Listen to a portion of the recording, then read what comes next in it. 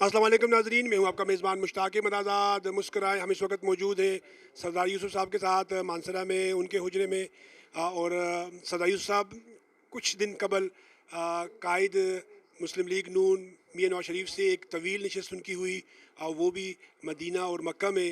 सरदार यूसुफ साहब, आपका बहुत शुक्रिया। ईद का आयाम है तो बेशुमार लोग आपसे मिलने भी आ रहे हैं।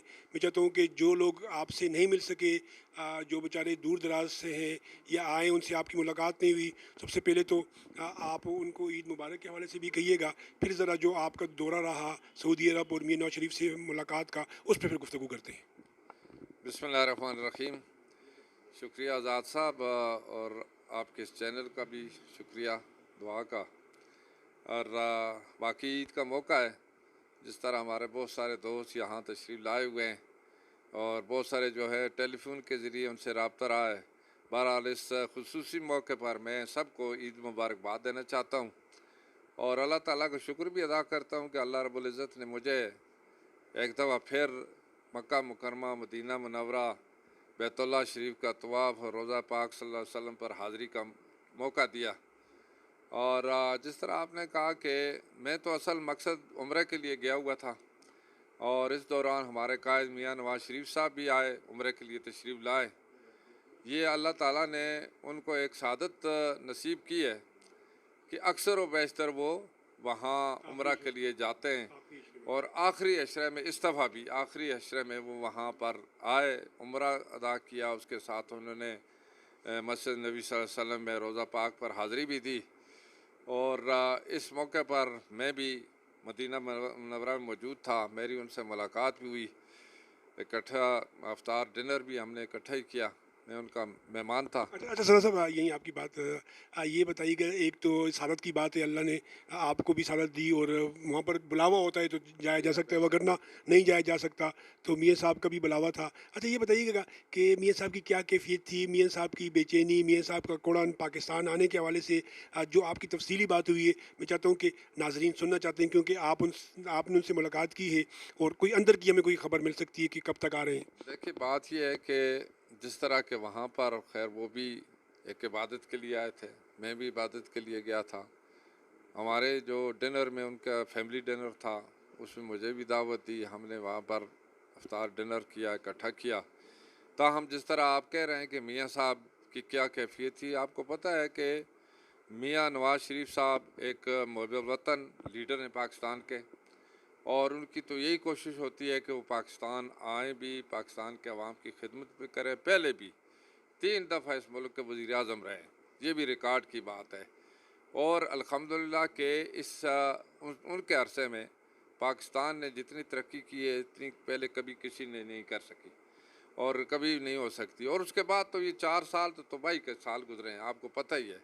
इस वक्त मियाँ साहब की अशद ज़रूरत भी है कि उनके मियाँ नवाज शरीफ साहब जैसे लीडर, जो पाकिस्तान को एक मजबूत पाकिस्तान देखना चाहते हैं, पाकिस्तान की मईशत को मजबूत उन्होंने किया, पाकिस्तान में इंफ्रास्ट्रक्चर जो है वो डेवलप किया उन्होंने।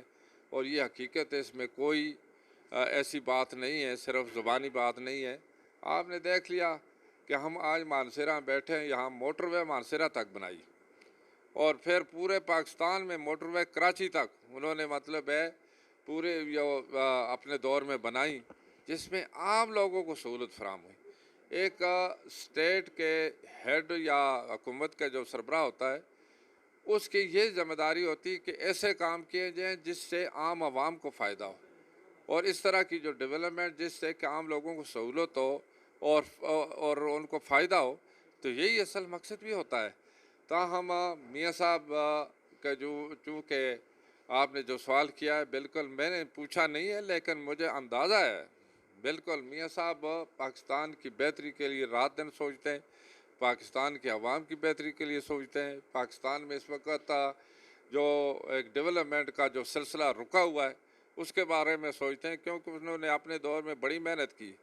सी पैक का आपको पता है कि कितना बड़ा प्रोजेक्ट उन्होंने शुरू कराया था, वो पिछले 4 साल से बंद है, ये उनको फ़िक्र है। इसी तरीके से पाकिस्तान की जो मईशत है वो जो डाउन हो रही है, और उसमें यानी जो खराबियां पैदा हुई हैं, ये उनको फ़िक्र रही है। हालांकि उसके वक़्त में तो अल्हम्दुलिल्लाह हमारी मईशत तो वो टेक ऑफ कर रही थी, वो ऊपर जा रही थी, और सारी जो चीज़ें आपके सामने हैं कि अल्हम्दुलिल्लाह बेहतरी की तरफ जा रही थी।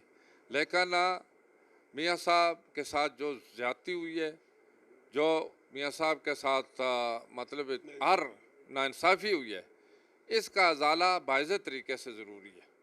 ये जो मतलब है, बग़ैर किसी वजह से पानामा लीक से एक शोशा उन्होंने छोड़ा, 400 लोग और भी थे मियाँ साहब के ख़िलाफ़, मतलब वो साजिश के तहत केस चलाए गए, लेकिन उसमें भी कुछ नहीं मिला और सज़ा अकामा पर हुई। पानामा के बजाय अकामा पर हुई। अकामा में भी एक भोंडे तरीके से सिर्फ और सिर्फ ये कि अपने बेटे की उस हाँ जी, कंपनी से तनख्वाह नहीं ली, बुश होने की न ली, तो वो उसने नहीं ली तो इसमें कौन सा जुर्म है?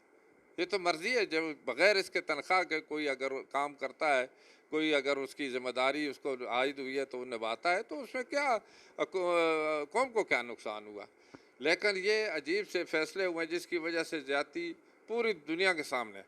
जब तक इसकी ज़्यादती का इजाला नहीं होता, जिन लोगों ने ये ज़्यादती की है वो उनके ख़िलाफ़ कार्रवाई नहीं होती, जब तक मतलब बाइज़्ज़त तरीके से वो लोग तस्लीम नहीं करते वाकई ज़्यादती हुई है, उस वक्त तक तो मियाँ साहब को आना भी नहीं चाहिए। बाइज़्ज़त तरीके से आएंगे और इंशाअल्लाह मियाँ साहब पूरे पाकिस्तान के अवाम वेलकम करेंगे। और सही मानों में जो लीडर है ना, वो अल्हम्दुलिल्लाह के पहले भी लीडर गुजरे होंगे, लेकिन मियाँ नवाज़ शरीफ साहब एक अवामी लीडर हैं और पूरे मुल्क के लिए हैं, किसी एक तबके के लिए भी नहीं। सारे तबकात जो हैं उस पर एतमाद करते रहते हैं, और जो उनकी पॉलिसी थी जिससे पूरी दुनिया में पाकिस्तान का नाम रोशन हुआ, पूरी दुनिया में ताल्लुकात, हमारे ख़ारजी ताल्लुकात बड़े अच्छे थे। आपको पता है सऊदी अरब के साथ हमारे कितने अच्छे ताल्लुकात थे, और मियाँ साहब की वजह से और ज़्यादा अच्छे रहे। और अब भी आपने देखा कि एक स्टेट गेस्ट की हैसियत से उन्हें मलिक सुलेमान बिन अब्दुल शाही मेहमान थे जी। शाही मेहमान उन्होंने दावत दी थी, और वहाँ उनको प्रोटोकॉल जो दिया, एक हेड ऑफ जो गवर्नमेंट के जो हैसियत से उन्हें प्रोटोकॉल दिया। हाँ जी जी, ये सारे मतलब है। तो ये चीज़ें जो लोगों को पता है, लोग इस तरीके से नहीं कि बगैर सोचे समझे बातें करते हैं। सऊदी अरब के साथ मियाँ साहब के अच्छे तल्लुकात, इसी तरह तुर्की के साथ अच्छे तल्लुकात हैं, और इस्लामी ममालिक मलेशिया के साथ अच्छे तल्लुकात हैं, बाकी यूएई के साथ अच्छे तल्लुकात हैं हमारे, और उससे साथ ही चाइना के साथ कितने गहरे हमारे तल्लुकात हैं। इवन अमेरिका को भी अभी मतलब अमेरिका के साथ भी बनस्बत ये जो इमरान खान के पाकिस्तान के मियाँ साहब के दौर में अच्छे तल्लुकात रहे। अभी मतलब है अच्छे तल्लुकात, यानी हमारी शहबाज शरीफ साहब जो वज़ीर आज़म बने तो फिर दोबारा मामूल पर आ रहे हैं। अभी सर चाइना का सफ़र भी खुल गया, और आज ये एक इतला आई है कि जिसके पास शनाख्ती कार्ड होगा वो चाइना जा सकता है।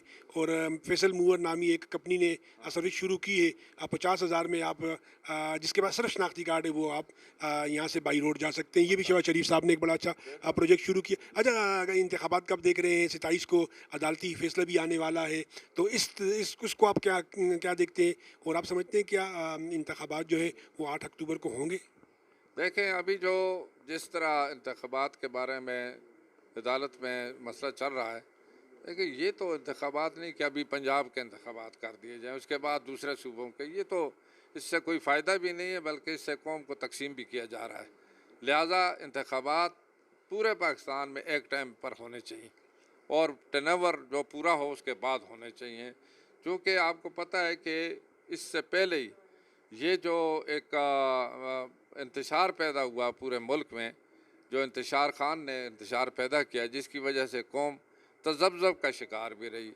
अब 2 असम्बलियाँ जहाँ हुकूमत इलेक्टेड गवर्नमेंट थी, और वो उन्होंने ख़ुद, हालांकि उसी की पार्टी की हुकूमत थी, ख़ुद ही तोड़ कर फिर कहते हैं इलेक्शन कराओ।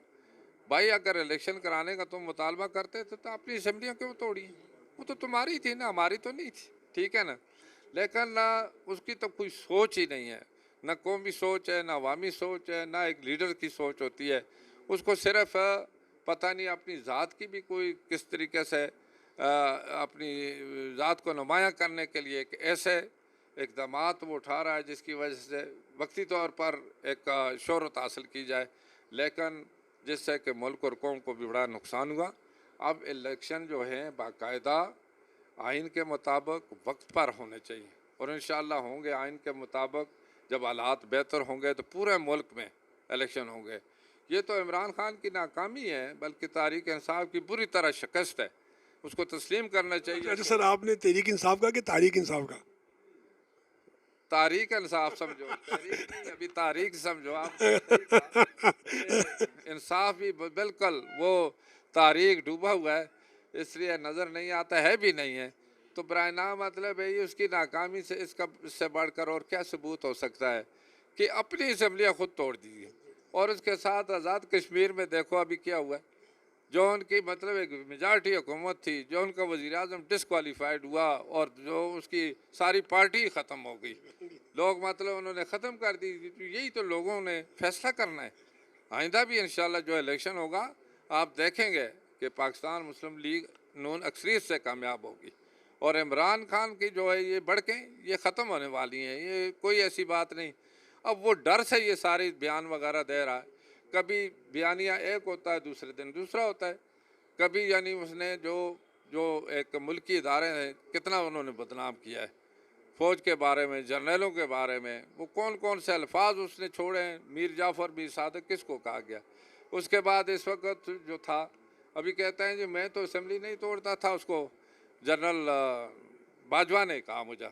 अब भाई जनरल बाजवा वज़ीर आज़म थे या तुम वज़ीर आज़म थे? तो ये भी आइन की खिलाफ वर्जी की है ना। अब तो सुप्रीम कोर्ट को चाहिए कि 100 मोटो एक्शन इसके हवाले से लिया जाए कि ये इलेक्टेड असम्बलियाँ क्यों तोड़ी हैं। और वो लोग जो इलेक्ट हुए थे, अवाम का मैंडेट लेकर आए थे, वो खुद नहीं, किसी के नामिनेट नहीं थे। लिहाजा अवाम के साथ ये ज्यादती हुई और जिसने ज्यादती की है उसके खिलाफ कार्रवाई होनी चाहिए। अच्छा सरदार साहब, आखिर में ज़्यादा ये बताइए, मईशत की बेहतरी आप देख रहे हैं, क्योंकि महंगाई आपकी तमाम गुफ्तगू, आपके तमाम इकदाम का जो मुंह है उसके ऊपर एक भरपूर तमाचा ला के मारती है। महंगाई जो है उससे लोग परेशान हैं, तो मईशत की कोई बेहतरी देखते हैं ज़रा इख्तिसार से? जी जी बिल्कुल बिल्कुल। देखें यही तो पिछले 4 साल की जो पॉलिसी चलती रही है, जिसकी वजह से ये महंगाई रोज़ बरोज़ बढ़ती रही है। अगर उस वक़्त जो कंट्रोल किया जाता, जो उस वक़्त IMF के साथ अगर सही माहदे जो बाद में इन्होंने किए, अगर पहले से ये उस पर पूरा उतरते तो यकदम इतनी महंगाई ना होती। अब इंशाअल्लाह हमारी हुकूमत ने बड़ी कोशिश की है, अल्लाह के फजल करम से। पहली बात तो ये है कि आवाम को रिलीफ दिया। इस रमज़ान में आपको पता है कि करोड़ों लोगों को मुफ्त आटा फराम किया। ये एक बहुत बड़ी कामयाबी, जो पहली तारीख में पहली दफ़ा गरीब को आटा चाहिए और गरीबी को रिलीफ मिलना चाहिए। गरीब के नाम पर दूसरे लोग भी याशिया न करें। दूसरे लोग पहले वाकई, बाद लोग कहते हैं रेट कम कर दिए जाए। जब रेट कम किए थे तो उस वक़्त भी स्मगलिंग हो रही थी। वो सारा आटा मतलब बाहर स्मगल करते थे और दरमियान जो बिजनेसमैन है वो कमाता था, उससे आम आदमी को फ़ायदा भी नहीं हुआ। लेकिन इस तरह जो गरीब आदमी है उसको फ़ायदा हुआ है कि उसको फ्री जो मुफ्त आटा मिला है। तो ये एक बहुत बड़ी मतलब आवाम को रिलीफ मिला हमारी हुकूमत में। इसी तरह मईशत के बारे में आप जो कह रहे हैं, अल्हम्दुलिल्लाह के बहुत सारे जो माहदे हुए थे जो हमारी हुकूमत ने उनके साथ पूरे उतरी है, IMF के साथ भी पूरे उतरा है। उसके साथ ही डेवलपमेंट भी आ रही है। जिस तरह आपको पता है कि CPA का दोबारा मतलब बहाल हो गया, तो उसके साथ इंशाअल्लाह जिस वक्त डेवलपमेंट आती है, रोज़गार मिलता है तो आमदन में इजाफा होता है और सारी चीज़ें मईशत बेहतर होती है। इसके साथ सऊदी अरब के साथ भी हमारे माशाअल्लाह अच्छे ताल्लुकात है। सऊदी अरब में बड़े बड़े प्रोजेक्ट मैंने सुना है, वहाँ पर मैं गया था, वो शुरू होने वाले हैं। और हमें उम्मीद है कि इंशाअल्लाह हमारे जो लोग हैं वहाँ उनको रोज़गार मज़ीद भी मिलेगा और यहाँ से बाहर जाकर मतलब वहाँ रोज़गार हासिल कर सकेंगे। और इसी तरीके से ज़र मुबादला जो उसमें भी इजाफ़ा होगा, क्योंकि इस वक्त जो सूरत हाल है कोरोना की वजह से, खैर सारी दुनिया मुतासर हुई, या जो ये उसकी जंग शुरू हुई थी उस वजह से पूरी दुनिया मुतासर हुई है। लेकिन अब दोबारा यानी पटड़ी पर पाकिस्तान जो मईशत की पटड़ी है उस पर चढ़ गया। और इंशाअल्लाह आइंदा जो हम देख रहे हैं अल्लाह के फजल करम से, हालांकि बड़े मुश्किल सख्त फ़ैसले किए, लेकिन ये मुश्किल सख्त फ़ैसले जो हैं, कड़वे फ़ैसले, इंशाअल्लाह ये आगे इंशाअल्लाह बेहतरी के नताइज देंगे। सर आपका बहुत शुक्रिया। प्रोग्राम को लाइक कीजिएगा, शेयर कीजिएगा, और सर यूसुफ साहब के चाहने वाले अच्छे सियासत के चाहने वाले, पाकिस्तान की बेहतरी के चाहने वाले कमेंट्स के ज़रिए अपनी मौजूदगी का एहसास ज़रूर दिलाइएगा। मुस्कराइए। हम सरदार यूसुफ साहब के साथ मानसरा में मौजूद हैं।